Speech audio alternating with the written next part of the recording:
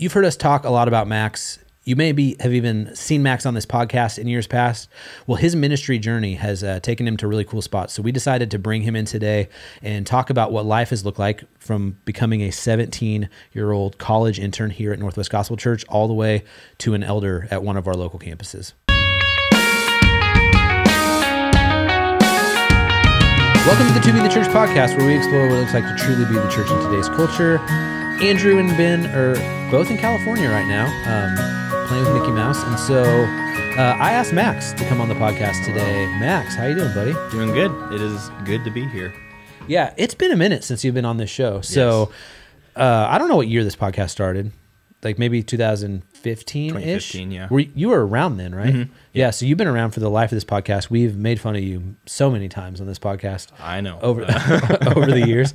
But as I was thinking about what to do with Ben and Andrew out this week, I thought we should bring Max on and talk about the transition of like, because you started here as like a 17-year-old college student, right? Yep. 17, 18. Mm-hmm. You were an intern here. And this actually works out well because we have 13 summer interns showing up like 2 days from now for the summer.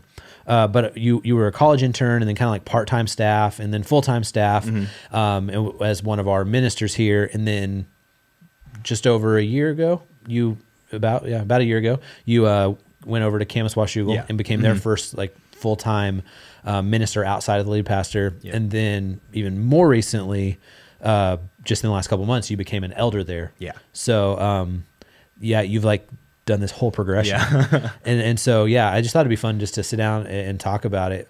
And you know, it's interesting because for every Max who goes from college intern to elder, there are 24 people who don't follow that path, you know?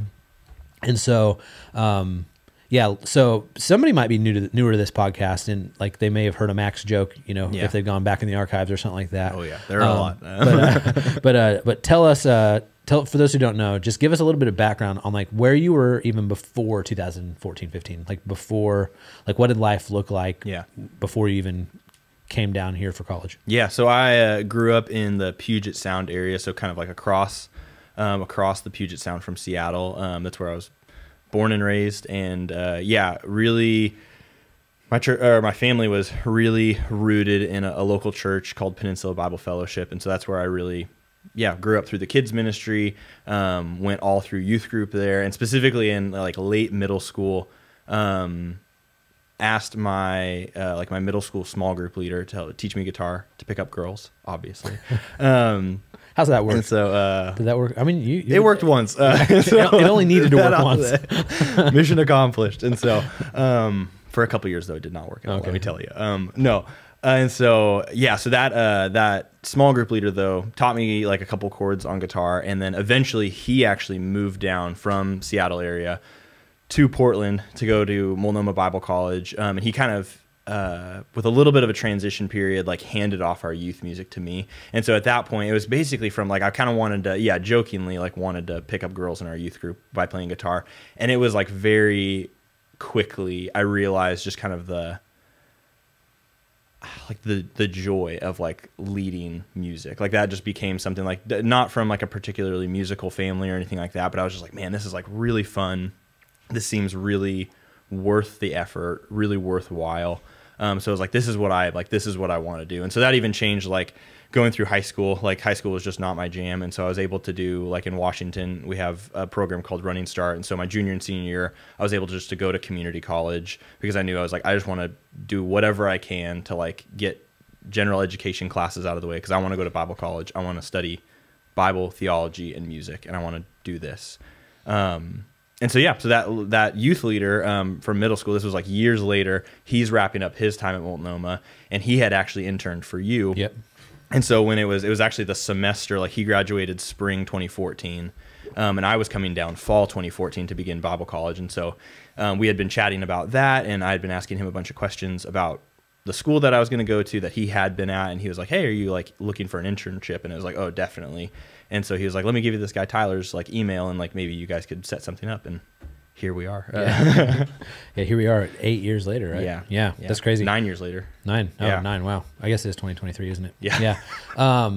Yeah, that's crazy. And so for the first handful of years you were here, you were like 10 hours a week helping out with music, helping out with youth music too. Kind of just, as an intern. And then, you got that Bible college degree. At what point did you and Allison get married? Were you still in school when you got married? Still undergrad? Right after. Okay, so, right. So I graduated December 2016. We got married June 2017. Got it. So, okay. Yep. So, and then you came on staff full time here. And what was your title originally? I think it was music director. Music director. Yeah, that's right. Because I was still like in the music pastor role. And then when I transitioned from my current to my current job from music pastor, you became our music minister and took over our whole music department. But what I really want to talk about is the next transition after that. So you went from music minister here, and in your, at least from the outside looking in, it started to look like your desires in ministry got a lot broader than music, right? And, we talk about it, we've probably talked about on this podcast, that there's two types of music pastors, like musicians who really love the church, who like need a guitar in their hand to serve well. And then pastors who happen to play guitar, right? And so those folks who, music happens to be the avenue that they use to pastor and minister to people. And I watched a shift in you where you went from like, oh, I'm into this music thing to like, oh, I'm into this ministry thing, and music's just one of the ways I do it. And so you started seminary, started preaching, started trying to get any opportunity you could to do ministry stuff just in general. Totally. And then so you made the transition from East Vancouver, where we're at now, music minister, to what?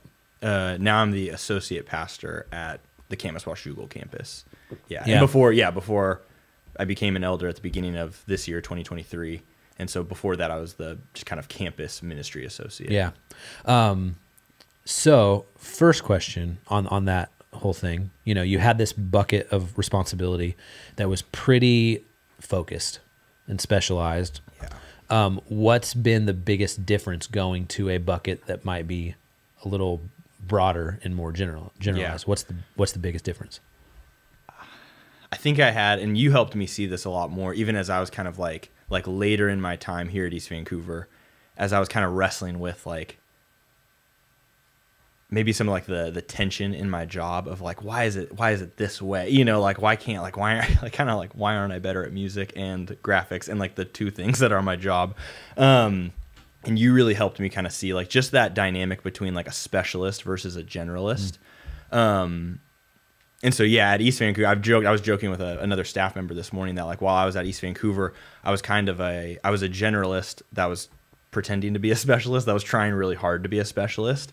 But it was like anytime I was given any freedom in my role, it was like, ooh, I kind of got to dip my toe in like content writing and teaching for like maybe community, like our little community group study guides, or like, oh, baptisms, I got to kind of play a little part in that, or even just like different roles in different places.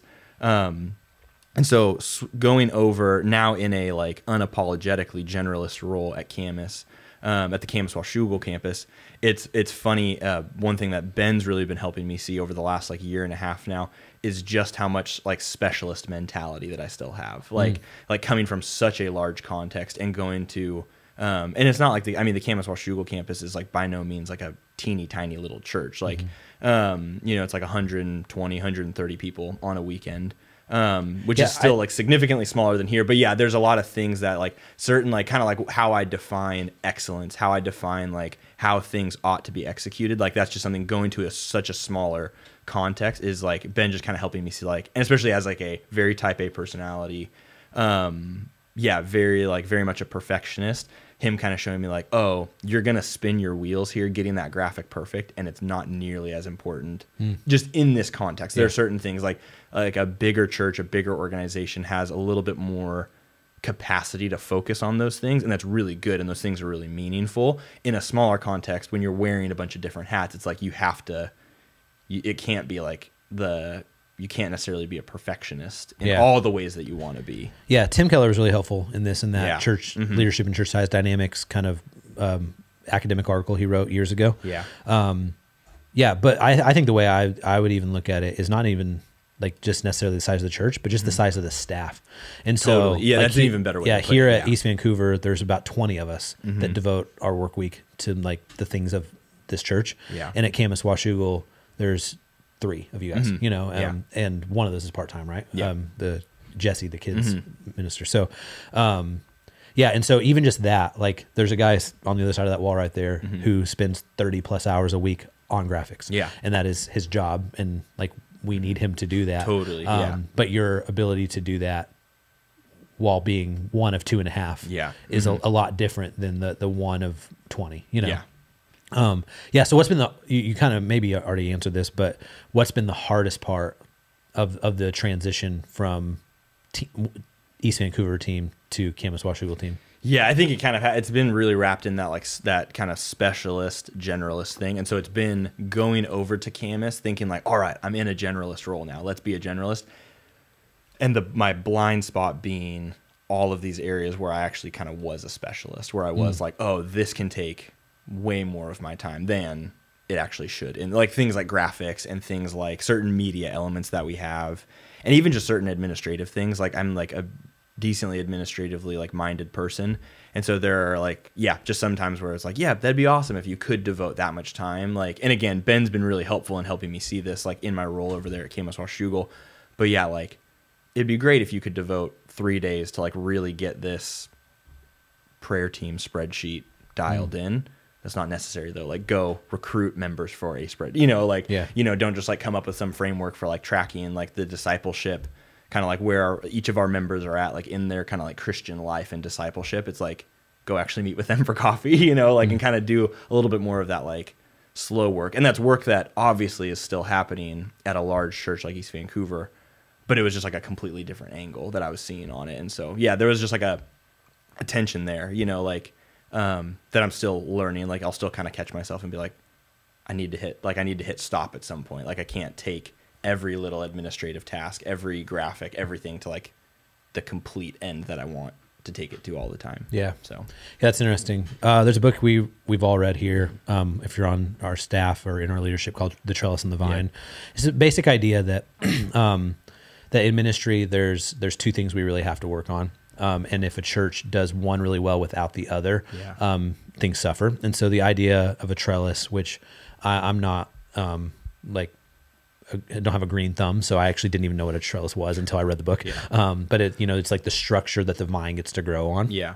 And then obviously the vine is the thing that's actually growing. And so this book talks a lot about how a lot of churches in America just don't do any vine work at all, and they're just trellises. And it's like, oh, I can build a good system that pushes people through, and a lot of like, do I feel comfortable saying this? Yeah, sure. A lot of like empty mega churches have great trellises and great systems, and they can care for volunteers really well, as far as like just kind of getting them to do their jobs and stuff like that. I'm watching a documentary right now about a church that did that phenomenally. But this vine work is like the heart work, the actual work of discipleship. And one thing I've seen, and I'd like just to hear you speak to it, is being your role at the East Vancouver campus here. It seemed like there was a lot of trellis stuff to do. And then there's like kind of like elders in another camp who were doing a lot more of the vine stuff. And then, so what's it been like going from like being a trellis builder to being both? Right? Totally. Because again, one of 2.5, and you guys do have a couple of elders who aren't on staff, or at least one right now, because one moved away recently, or in a couple of years ago. So you do have that as well. But what's it been like going from like, oh, I can focus on this while other people got that other stuff, to being kind of the generalist? I mean, it is. It's kind of like a ministry specialist versus a generalist in like the purest sense of like the term, like the idea at least. I think a lot of people, when they interact with that idea of the trellis and the vine, it's like it's easy to pit the two against each other, and that's not what that book is trying to do. Like those guys, Colin Marshall and another guy, I can't remember his name.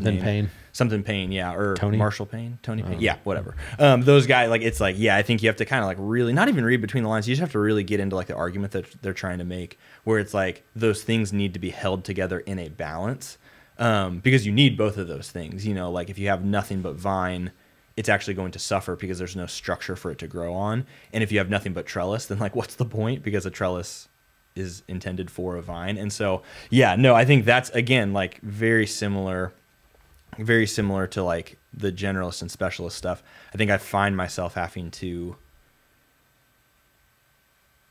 keep a really close eye on what am I doing, like even just in kind of like the tasks that I'm executing, like administrative stuff, yes, but even like I think, and I'm even been realizing this in the last couple of months, just like this year, since kind of officially becoming an elder, because one of the things that I've loved about NGC as a whole, both the churches, like our just culture with that is it's not like a like, all right, you're an elder now, go figure out how to be it's like, oh, like you've been even in like the training process and all of that, it's like the people who are identified for that are already doing the work in some way, shape, or form, or to some degree. And then it's cultivated and it's stewarded and it's like, it's pruned, you know, to use more of that like gardening language and stuff. Like, it's given a little bit more of a framework and all of that. And so even since becoming an elder, and like I have a list of members, and it's like, these are the members who it's like I owe it to them to have someone like accessible and visible that they can go to with whatever needs that they have. Like, and I'm going to like chase them down in the lobby, you know, to like be checking in on them and stuff like that. And so since then, I think,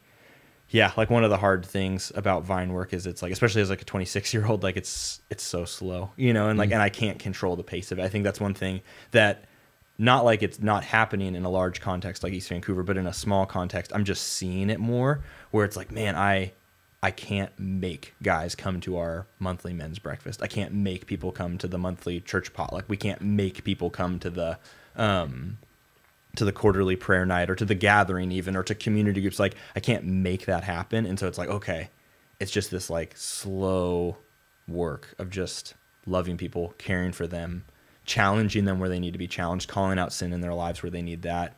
But ultimately just like giving them a lot of the gospel, like just over and over and over again.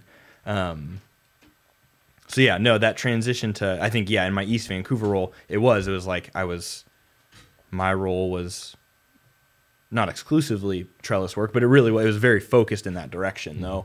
And so going that, it's just like I think I'm having to have even this year really like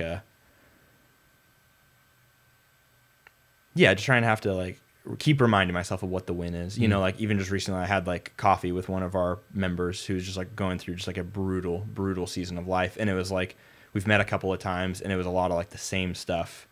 And it was just like, it's easy to like see that and be like, this isn't a win. Like we're just kind of talking about the same thing. We're talking about the same struggles. We're talking about the same frustrations or whatever, but it is a win. Like it is, because it's like the ball is just like, it's however slowly it's like, it's moving down the field. Like, and that's what happens. Like, that's what that vine work is. It's like, I mean, it goes straight back to like what Paul writes in the New Testament of like, you know, like you water, you like plant in good soil, you spread seed, you do all of these things, but ultimately God has to give the growth there. And so it's like, it's very humbling. Because the nice thing with administrative tasks is like, well, if I commit myself to an hour on this, I can get an hour's worth of work done. That's not the same when you're doing vine work. Like with people, it's like sometimes you commit way too much time and there's just like no, like people don't like reciprocate the effort necessarily, you know, versus there's other times where it's like, I just sent someone like an encouraging text because I was thinking about them as I was praying this morning, and it like meant the world to them, and it like really moved the needle for them. Like God used that. And so, yeah, it is just like, the trellis work is so concrete, so easy. So it's like, you have metrics for that. It's like, it's really, like quantitative. Vine work is way harder, you know, like Ben has to remind me a lot of like everything I want to, not everything, but a lot of things when it comes to vine work that I want to accomplish in the next year. He's like, you'll probably need to, like, if you want to do it in a year as like a 26-year-old, it'll probably like take 5 years. Like, you know, everything you want to, every like goal that you have as far as vine work goes in this quarter, he's like, you might want to give it like a year or two, like, and not just like phoning it in and being like, I'll get to it eventually, but it's just like, it's a slow work. Like it's really, really slow. Yeah. A lot of folks who are in ministry and grow into like more leadership roles, find themselves, and I think you've found yourself here. I think we have a couple other guys who are going to find themselves in this similar spot soon, where it's where when you come on, especially as a younger person, a lot of what you're doing is just tasks. Yeah. And it's like, okay, here are the 18 or 26 or whatever tasks I have to do before Friday in order for Sunday to go well. Yeah. And you get used to that and you enjoy like I know your personality enjoys like checking that off the Oh, yeah. list, you know? And then you hit a point where a lot, like I told somebody recently, I was like, my job isn't, I don't do hardly any tasks anymore. It's all talking Yeah. to staff members, to members, stuff like that, you know? Like, so you make this transition from task to talking, if you Yeah. will, or, you know, from more like I'm doing the work to I'm leading the people who are doing the work. And that can be hard to feel like you're doing anything. Yeah. And it can also be hard when you don't see the results. Yeah. And so one pastor one time told me when I was talking to him about this, he was like, that's why I mow my grass on Mondays. Yeah. And I was like, what do you mean? He's like, when I mow my grass, Yeah. I can see the line that I'm making. I see the progress. And it reminds me like of that truth that I'm not even the one who makes this grow. Yeah. And so, I thought that was helpful there. It's really good. Okay. So maybe one more question. Thinking about like, you know, when you come to East Vancouver on a Sunday morning, there's a lot of people. We have to like do the gathering twice, in order to like accommodate everyone. And so as somebody who pastors here, I'll go to a coffee shop on Sunday afternoon and I'll see somebody and I'll be like, I think they go to our church. Yeah. You know, it's like, do I know them? If I like smile and nod, do I look like a creep, or like, are they gonna be like, hey, from church, you know? Yeah. Whereas, the context at Camas Washougal, it's a lot more feasible to know the names and faces of the people who are there. Definitely. Right. And so what's, with that, what's been like the best and the worst part of that? I didn't prep you for these questions, so if you don't have these, that's fine. No, the best part, there was something that, and we got, like you and I specifically, like we went over to, even before these like churches, like these two communities merged, like what was Parkside Church in Camas and Northwest Gospel Church, whose building was in East Vancouver. Like before these churches merged and then replanted as like essentially like two campuses, like the East Vancouver campus and Camas Washougal. Like you and I were going over there and getting to lead at Parkside, just helping that church out. Like we had two music guys here at NGC, and it was like, yep, we can help out for a season. And I think that was even before there was real talk of a merger. Like I think it was just kind of like helping out for a little bit, which was great. And there was certainly something about that was like, man, leading in just like a smaller context, because for us it was like, outside of leading on the Sunday, in the Sunday gathering, both musically and just kind of being a leader, like in a larger church, it was like the next smallest context that we were used to, at least from my perspective, was youth, which was like a couple hundred students at that point. And so going over there, I was like, man, this is like really cool. It's just like it's a different vibe. It's like way smaller. It's just different. And like one of the things that happened almost immediately, like when I was made aware of that transition that was coming up in my role, going from like the music guy at East Vancouver to like this kind of generalist, just campus minister at Camas Washougal, was there's something really, really nice about that. I think resonates with me particularly. I think some people like, and again, it's neither one is better or worse, I don't think, but I think some people just are a little bit better suited to like leading. They can lead a big room with lots of people, and that doesn't really affect them. I don't think I realized how much that actually did affect me in like my leading and all that, because it's like being at Camas Washougal, when you like look out and like you can see everyone's faces, you know, like you can see everyone's faces. It's much more like intimate, I guess you could say, than like leading at East Vancouver in such a big room, like leading music.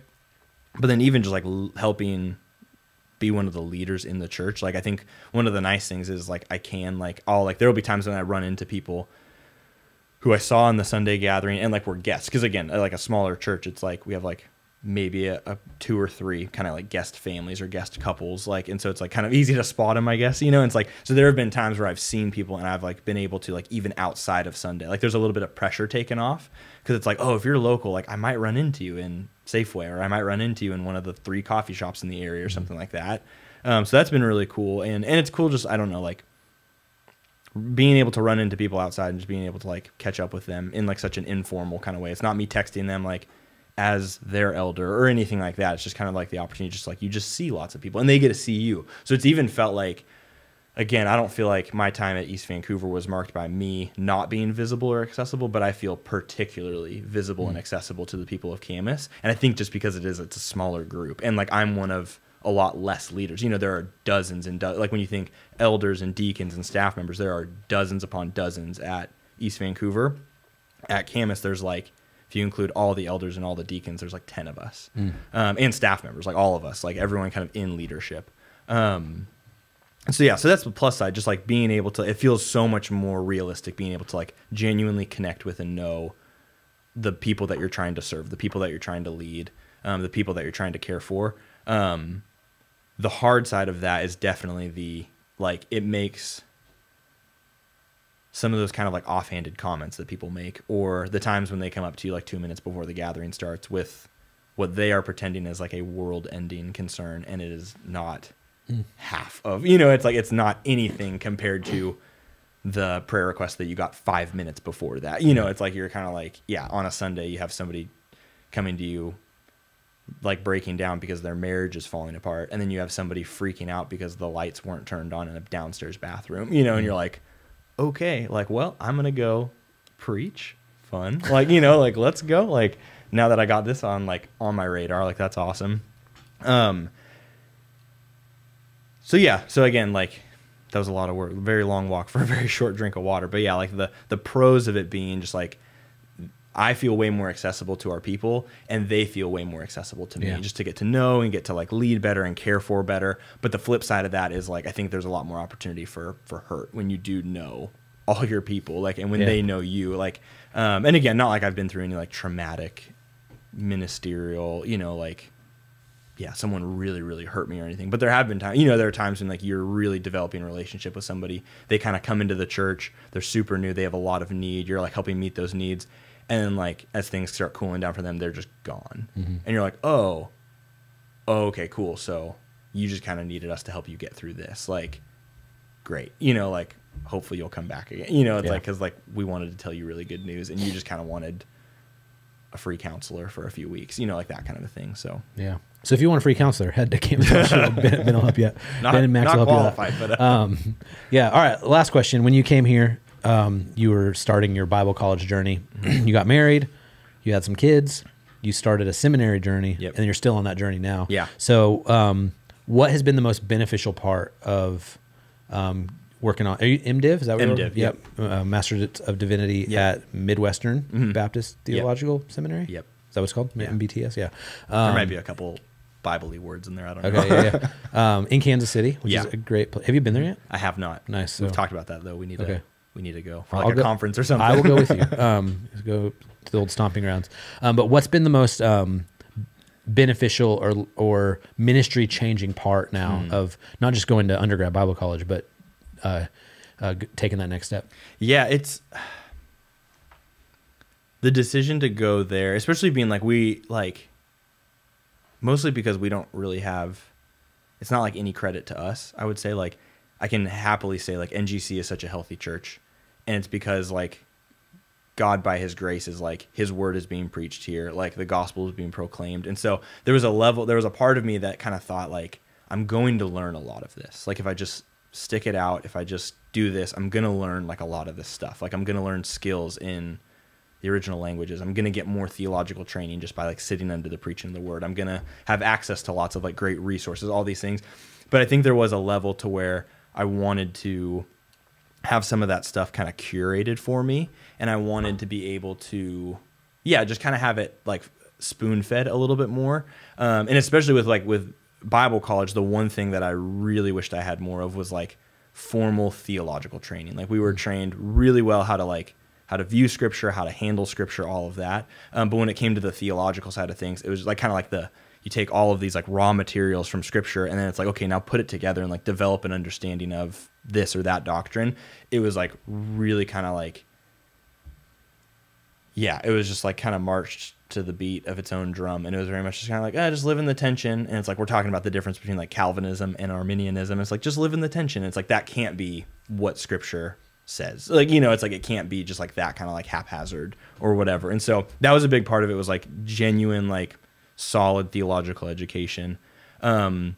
But then another big part of it was like I wanted to, and that's even why I chose like a higher credit, like a larger credit, like degree program, like the MDiv, was because I wanted to be exposed to things that I probably like, especially certain classes. Like I wanted those classes like Greek and Hebrew, like biblical counseling, like evangelism and discipleship, like some of those things, like specifically the evangelism side of it, classes that I and like topics that I would not necessarily expose myself to. And so that's been like wonderful. I mean, even just like this past like spring semester, taking the two courses on church history, it was like such a 30,000 foot flyover of church history, but there were like numerous things that like really kind of like awakened like just an excitement for that topic in me. And so, and the cool thing has been seeing, like seeing that play out, like with different, like seeing that play out in kind of like day-to-day ministry stuff, and not just kind of like, oh, every sermon I like now reference like a figure in church history. No, but like being able to like meet with that guy who's in his like early 20s, who's kind of teasing out like a call to ministry, and inviting him to like read together this resource from this figure of church history that like I think will genuinely be encouraging to him. Nice. Or like, you know, taking a class on evangelism and like really like getting over some of my own like shortcomings in that area, and like kind of being faced with like, this is what scripture teaches about evangelism. What are you going to do with that kind of thing? And so, yeah, it's been really great. And one thing that I think also like, yeah, not happily, but I can freely say that I have like been in that like cage stage Calvinism, you know, season for a while, you know that, like, and so I don't know what you're talking about.